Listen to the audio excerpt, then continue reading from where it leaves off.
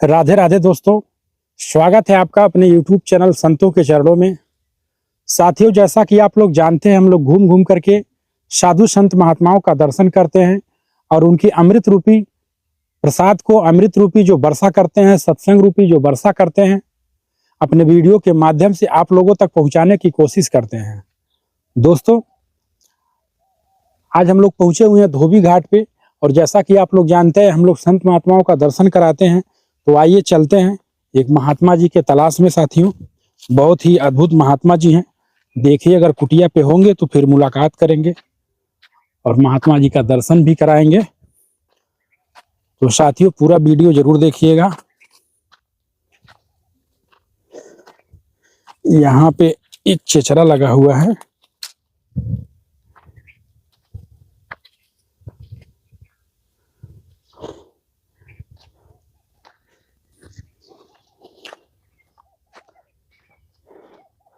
जय सीताराम भगवान। दोस्तों, यहाँ पे देख सकते हैं महाराज जी पेड़ पौधा कितना लगाए हुए हैं। यहाँ पे अमरूद का पेड़ है और फूल पत्तियां लगाए हुए हैं। देखिए, अमरूद फल भी दे रहा है इस समय। और ऊपर महाराज जी की कुटिया है। हे नारायण।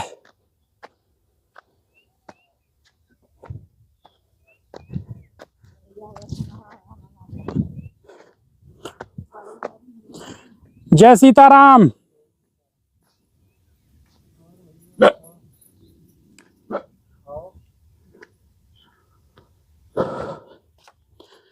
हे नारायण। कैसे हैं महाराज जी? हे प्रभु।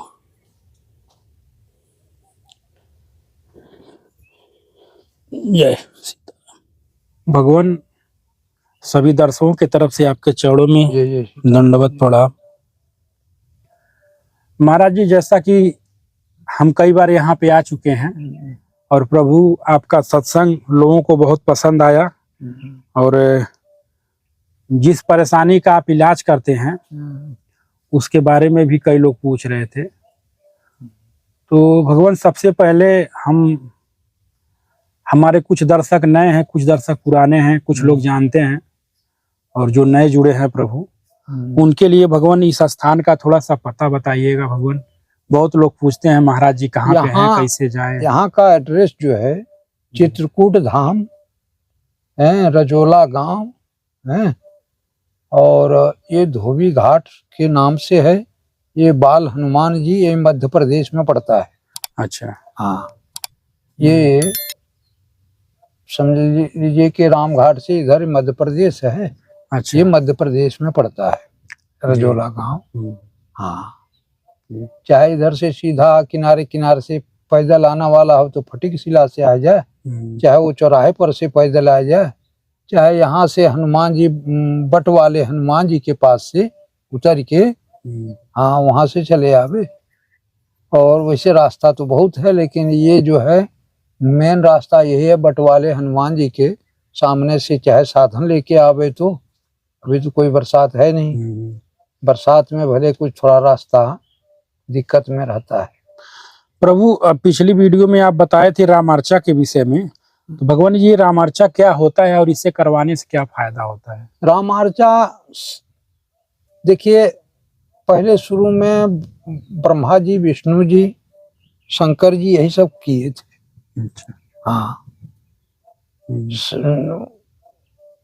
विष्णु जी जो है मधुकेटव आदि राक्षसों को मारने के लिए किए थे और ब्रह्मा जी जो है जब ये सृष्टि रचना करना हुआ तब किए थे। उनका बुद्धि नहीं काम कर रहा था, तो उस समय जो है ब्रह्मा जी ने ये रामार्चा का जो है प्रचार क्या वो किए थे और प्रचारो हुआ उसी में।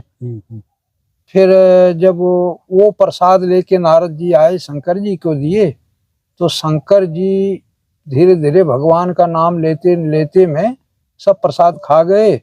पार्वती जी गई थी नहाने, पार्वती जी आई और कहा कि बीच बीच यहाँ से उठ के नारद जी तुरंत चले गए। बीच में नारद जी मिले, माता जी के नमस्कार आदि हुआ। बोले कि आपका हम प्रसाद लेके आया हूँ वहां से ब्रह्मलोक से रामार्चा का। माता जी नहा करके दौड़ते हुए आई कि प्रसाद जो है रखा होगा। आए तो यहाँ शंकर जी जो है सब वो भगवान के ध्यान में रहे और वही रामार्चा के मैंने राम जी का ध्यान में, वो ध्यान नहीं दिए कि माता जी को भी रखना है, वो सब खा गए। पार्वती जी आई बहुत क्रोध में जो है, बोला मेरा प्रसाद नहीं रखे, क्यों नहीं रखे? शंकर जी बोले मैं भगवान का प्रेम में मग्न हो गया, ख्याल नहीं, आज भूल गए और तेरा आज मैं भूल करके और मैं भगवान के प्रेम में मग्न हो गया और सब खा गया। हाँ, अब तेरी प्रसाद भी खा गया मैं। तब अब तो और पार्वती जी लाल हो गई क्रोध के मारे। पार्वती जी श्राप भी दे दी कि जा आज से आपका प्रसाद जो खाएगा वो कुत्ता होगा, कुत्ता के जो नहीं पाएगा। भगवान शंकर को। हाँ। अब जो है शंकर जी और सोचने लगे एक अच्छा काम हुआ। फिर शंकर जी भी किए और प्रसाद उनको जब तक नहीं दिए रामार्चा करके तब तक वो खुश नहीं हुई, तब फिर खुश हुई। लेकिन यह है कि प्रसाद इसलिए ब्रह्मा विष्णु और ऋषि लोग किए, हैं बहुत ऋषि लोग किए, लेकिन पहले वहां से हुआ। ये सर्व यज्ञों का जितने भी यज्ञ हैं सब यज्ञों में श्रेष्ठ है यज्ञ रामार्चा। हाँ, तो प्रभु ये क्या हमारे वैष्णवों में ही अधिक होता है, साधु वैष्णवों में अधिक होता है, भक्तों में ही होता है। गृहस्थों में हमारे देखने से कहीं ऐसा कोई जो जानकारी है वही करते हैं। न तो अयोध्या, बनारस और चित्रकूट, वृंदावन यही सब में होता है जगह जगह हैं। मैंने तीर्थों में तो होता है जहाँ साधु हैं, ये नहीं हम बता रहे हैं कि वही होता है तीर्थों में, लेकिन ये है कि वो जहाँ साधु हैं वहाँ भी हर एक जगह होता है। हम आजमगढ़ रहे थे, आजमगढ़ करते थे, यहाँ आए थे यहाँ भी कर रहे हैं। भगवान जैसा आप बताए हैं अभी कि शंकर जी को श्राप मिला जो उनका प्रसाद खाएगा कुत्ता हो जाएगा, तो क्या आज भी वो श्राप जिंदा है? हाँ, श्राप जिंदा है। तो शंकर जी का प्रसाद खाने पे ऐसा होता प्रसाद नहीं खाना चाहिए। हाँ। प्रसाद खाना है हाँ। तो शंकर जी के सामने तुलसी छोड़ के खाओ। अच्छा, तो वो प्रसाद में दोष नहीं होगा। बेल पत्ती या कुछ भी वो वैसे भी लगाएंगे तो उसमें दोष है। भगवान के शंकर जी के सामने भी आप वहाँ तुलसी छोड़ लेते हैं तो वो पहले भगवान को अर्पण करते हैं तो अपने खाते हैं। जैसे हनुमान जी का मंदिर में जाएंगे तो हनुमान जी के मंदिर में ठाकुर जी नहीं है या राम जी नहीं है, वहां आप छोड़ेंगे तो पहले वो राम जी को अर्पण करते हैं तब हनुमान जी प्रसाद ग्रहण करते हैं। अच्छा, तो उसी प्रकार शंकर जी महाभक्त हैं। कहा गया जो स्वरूप बस मन माही जही कारण मुनि जतन कराही, जो भूषण मन मानस हंसा सगुन अगुन जही निगम प्रशंसा। शंकर जी के हृदय में वास करने वाले हैं राम जी, वो उनको बिना अर्पण किए वो प्रसाद ग्रहण नहीं करते। कितनों कुछ करेंगे तो वैसे नहीं खा लेते शंकर जी को, आप चढ़ा देंगे तो खा लिए। तुलसी आप छोड़ेंगे तो उस दोष से निवृत्त हो जाता है। तुलसी नहीं छोड़ते हैं तो उस दोष से निवृत्त नहीं होंगे। कहीं बेलपाती छोड़ दिए या कुछ छोड़ दिए तो उस दोष से निवृत्त नहीं होंगे, वो प्रसाद नहीं खाना चाहिए। और बस इतने दोष है और कुछ दोष नहीं। तुलसी जहां छूट गया, चाहे शंकर जी के सामने, हनुमान जी के सामने, कोई देवी देवता हो, पहले राम के बिना अर्पण किए कोई देवी देवता प्रसाद ग्रहण नहीं करते। तुलसी में ही एक ऐसा प्रभाव है, वो इसे धर देंगे तो उनको चढ़ गया, वो नहीं खाना चाहिए। बेलपाती छोड़ दिए तब वो नहीं खाना चाहिए। बेलपाती आप किसी देवता के सामने छोड़ देंगे और अर्पण करेंगे तो पहले उस शंकर जी के चढ़ेगा, लेकिन शंकर जी प्रसाद लेते नहीं, वो खाते नहीं है। और तुलसी छोड़ देंगे तो वो प्रसाद जरूर लेंगे। वो नियम है शंकर जी का।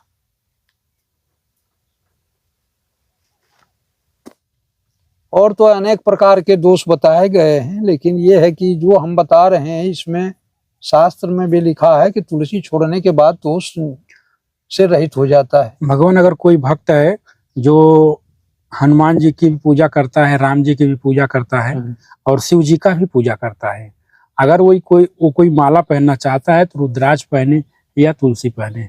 ऐसा इसमें कोई भेद नहीं है, वैष्णव अच्छा। सब हैं। वैष्णव शुद्धता रखना चाहिए।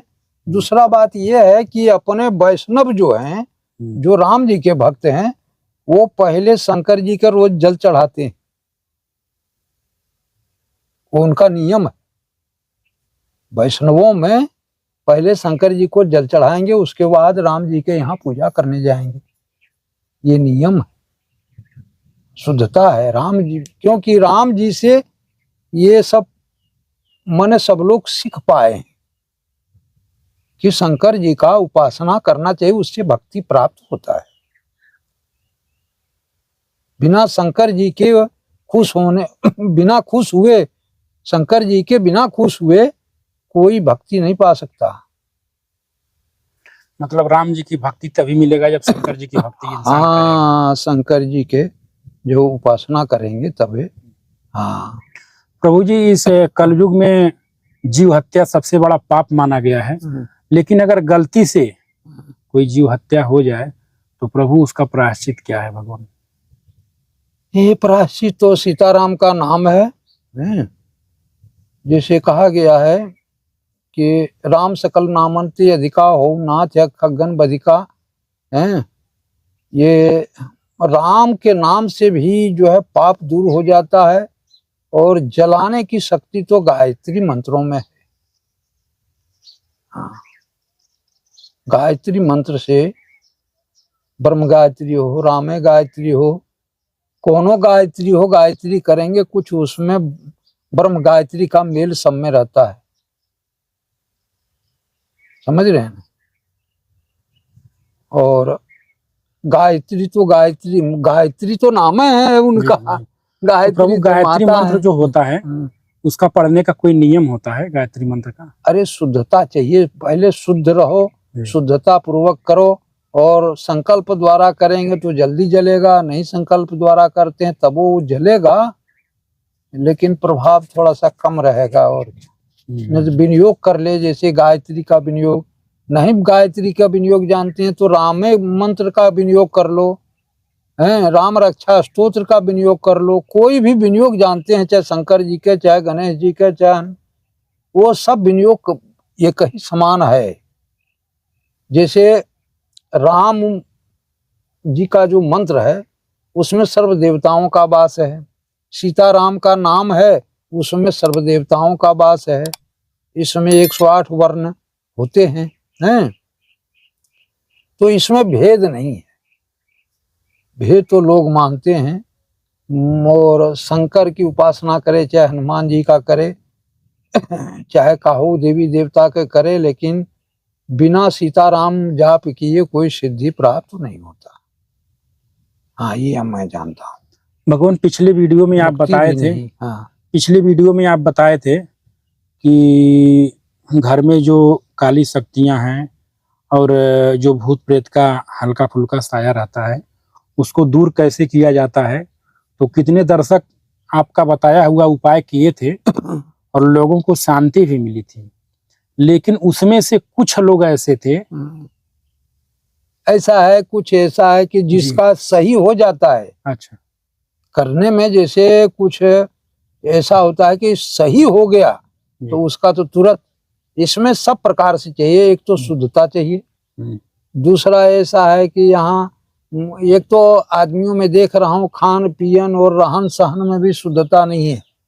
अच्छा, ये जो अंदर बाहर शुद्ध भी चाहिए, अंदरों शुद्ध चाहिए, बाहरों शुद्ध चाहिए। अंदर का शुद्धि राम नाम से होता है, गायत्री से होता है, कुछ मंत्रों से होता है, हैं, और चाहे शंकर जी का जपिए, चाहे काहू का जपिए। कहा गया है राम सकल नामन ते अधिकार। राम का नाम जो है सब नामों में श्रेष्ठ बताया गया।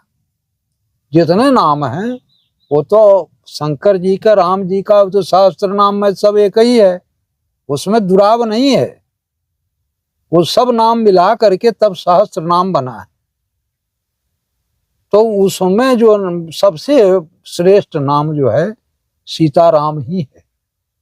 इसलिए जो ऐसा है इसी प्रकार शुद्धता चाहिए। दूसरा बात है कि कोई भी कार्यक्रम करे, अब जैसे हम यहाँ किसी को टोटकम बता देते हैं तो टोटकम बताते हैं, हम देखते हैं कि कौन टोटकम इसको लग रहा है तब बताते हैं। ऐसा नहीं कि हम वैसे बता दिए अनुभव से या वैसे। उसके अलावा जैसे किसी को कोई रोग होता है तो हमारे पास आते हैं, वो कोई रोग नहीं, वो तो वही रोग है जो बता रहे हैं, बिल्कुल मिर्गी वाला। उसको हम एक बार में तय नहीं कर पाते हैं, दूसरे बार बुलाते हैं। दूसरे में नहीं वो तय कर पाए, उसको सही नहीं कर पाए तो तीसरे बार बुलाते हैं। तो उसको हमें ठीक करना है, हैं? क्योंकि ऐसा है कुछ ऐसे भी रोग होते हैं कि वो बहुत पुराना हो जाता है। जैसे जड़, जैसे जो कोई पेड़ का जड़ जब मजबूत हो जाता है तो उसको हिलाने में देर लगता है। और कुछ ऐसे भी रहते हैं कि वो हवा आया तुरंत उखड़ के यहाँ दूरे वहां गिर गया।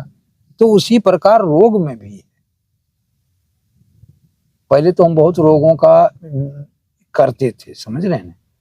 अब हम इसलिए छोड़ दिए हैं कि मेरा शरीर काम नहीं कर रहा है और अब हम जो है उतना मेहनत नहीं करते हैं। हमारे यहाँ लाइन लगता था हम जब अयोध्या में रहे, अब हम धीरे धीरे छोड़ते जा रहे हैं।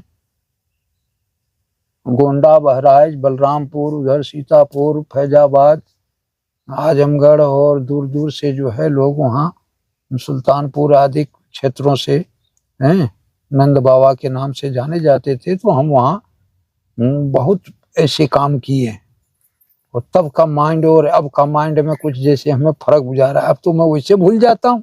अच्छा हैं? कुछ करना है होता है कुछ, लेकिन ये है कि इसके लिए सोचना नहीं चाहिए। जो ईश्वर की मर्जी है वही होगा।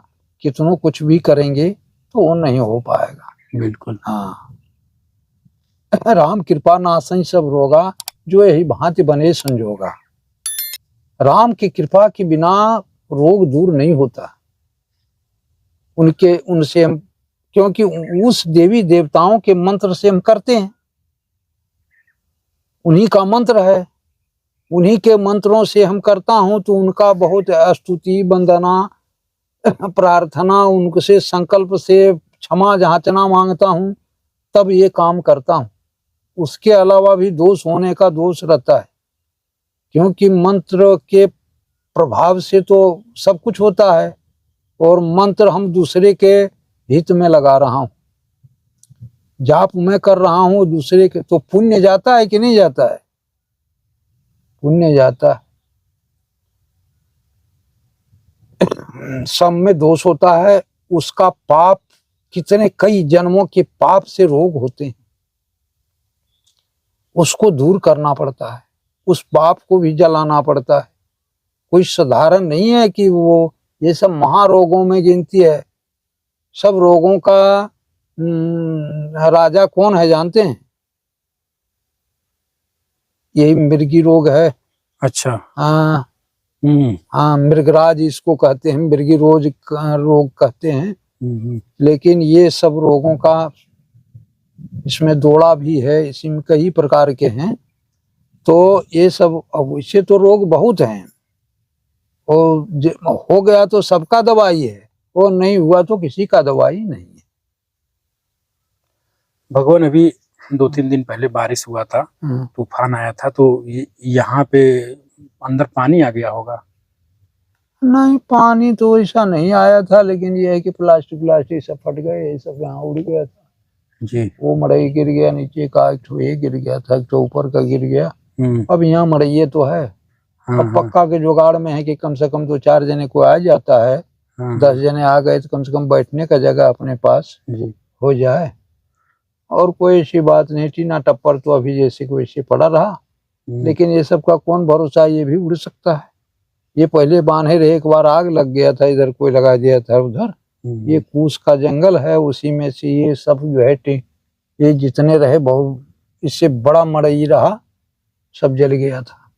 अच्छा अच्छा। हाँ, हवा तूफान में गिर भी जाता है कुछ भी, वो हम खुद शर्म करके बनाता हूँ।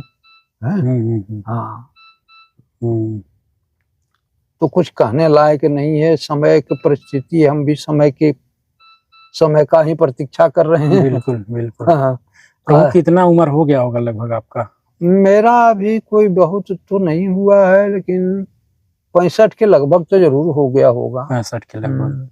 और भगवान घर कब से छोड़े थे? वो हमको तो ख्याल नहीं है, लेकिन ये है कि 12-15 वर्ष के छोड़े होंगे। अच्छा अच्छा, 12-15 बरस की, हाँ, मतलब 12-15 बरस के थे तभी से घर हाँ, छोड़ तभी दिए। छोड़ दिए रहे। पढ़त रहे स्कूल में। हम्म। अगर में छुट्टी हुआ, यही निर्जला एकादशी रही। अच्छा। एकादशी के दिन हम निकले हैं। हाँ। हाँ, बस वही दिन से हाँ व्रत की करते हुए निकल गए। अच्छा। तो भगवान जैसे जो गुड़ खाता है वही जानता है कि गुड़ मीठा है कि कैसा है, या कोई भी सामान जो इस्तेमाल करता है उसी को पता रहता है कि कैसा है। तो प्रभु लगभग 40-45 वर्ष हो गया होगा आपको तपस्या करते हुए। ऊपर हो गया होगा। हाँ। तो भगवान ने इस तपस्या जीवन में ये क्या अनुभव मिला आध्यात्मिक जीवन का प्रभु जी? ऐसा है कि हम जब से विशेष तो पहले तो दर्शन पर्शन और तीर्थों में घूमते रह गए जी। फिर जब तीर्थों में घूमने के बाद फिर मैं अनुष्ठान उठाया, तो गुरुओं द्वारा हमको सीख मिला कि नहीं, संकल्प से करो। अच्छा। तो अनुष्ठान तेरा कार्य पूर्ण होगा।